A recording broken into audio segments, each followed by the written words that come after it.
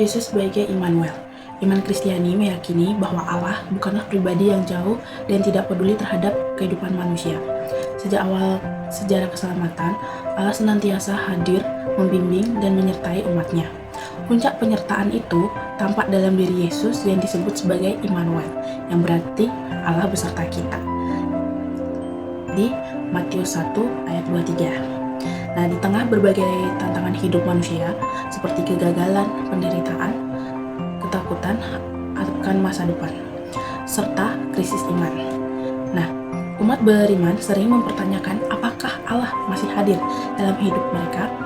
Melalui tema Yesus sebagai Immanuel yang saya ambil ini, para pendengar akan saya ajak untuk memahami bahwa Allah sungguh hadir dalam diri Yesus dan terus menyertai umatnya hingga akhir zaman.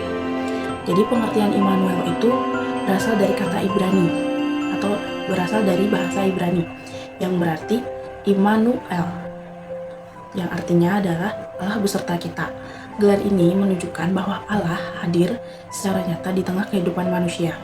Dalam Perjanjian Lama, nubuat tentang Immanuel disampaikan oleh Nabi Yesaya yang berbunyi, "Sesungguhnya seorang perempuan muda mengandung dan akan melahirkan seorang anak laki-laki, dan ia akan menamakan dia Immanuel."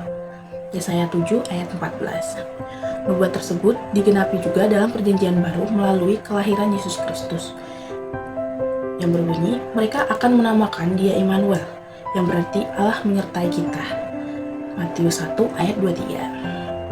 Nah, makna teologis Yesus sebagai Immanuel itu ada 3, yaitu Allah hadir di tengah manusia, Allah hadir menyelamatkan, Allah menyertai sampai akhir zaman.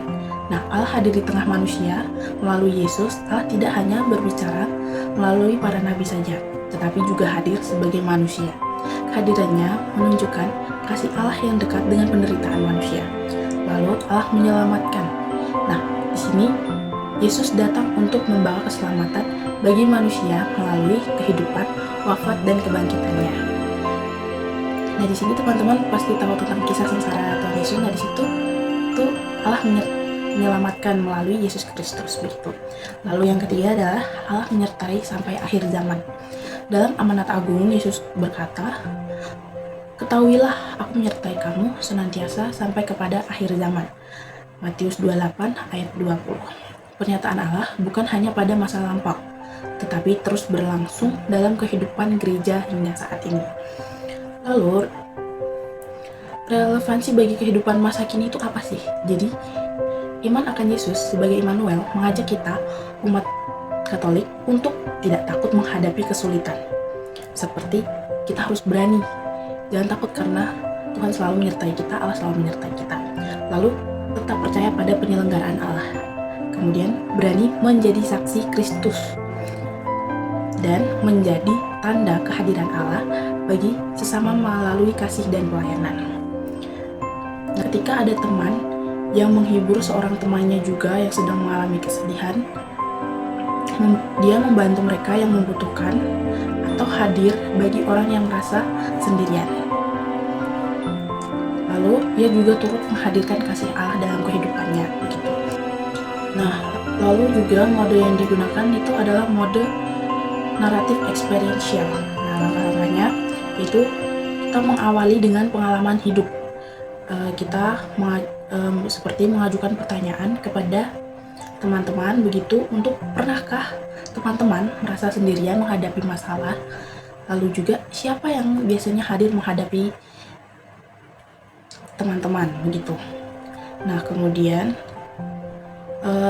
teman-teman akan diajak untuk menyadari sebuah kehadiran seseorang dapat memberikan kekuatan dan harapan dalam hidup. Nah, yang kedua, yang tadi itu adalah pendalaman pengalaman. Jadi dari kita yang mengawali dengan pengalaman hidup, kemudian memperdalamnya lagi dengan, yaitu tadi teman-teman diajak untuk menyadari bahwa kehadiran seseorang dapat memberikan kekuatan dan harapan dalam hidup. Yang ketiga itu, teman-teman diajak untuk membaca dan mendalami kitab suci. Bacaan yang bisa digunakan itu dari Yesaya 7 ayat 14, Matius 1 ayat 23, Matius 28 ayat 20. Nah, di situ teman-teman akan diajak untuk mendiskusikan makna gelar Immanuel berdasarkan bacaan tersebut yang sudah saya sebutkan tadi. Ada 3, yaitu dari Injil Yesaya, Yesaya 7, Matius 1, dan Matius 28. Nah, jadi setelah mendiskusikannya, kemudian teman-teman itu diajak untuk merenungkan apa yang tadi telah didiskusikan. Jadi contohnya seperti, dalam pengalaman apa saya merasakan penyertaan Tuhan? Itu adalah pertanyaan pertama.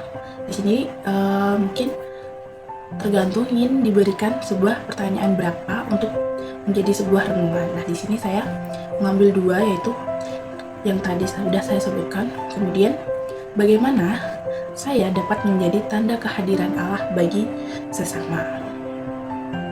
Lalu, aksi nyata yang bisa dilakukan itu adalah teman-teman itu membuat sebuah komitmen sederhana.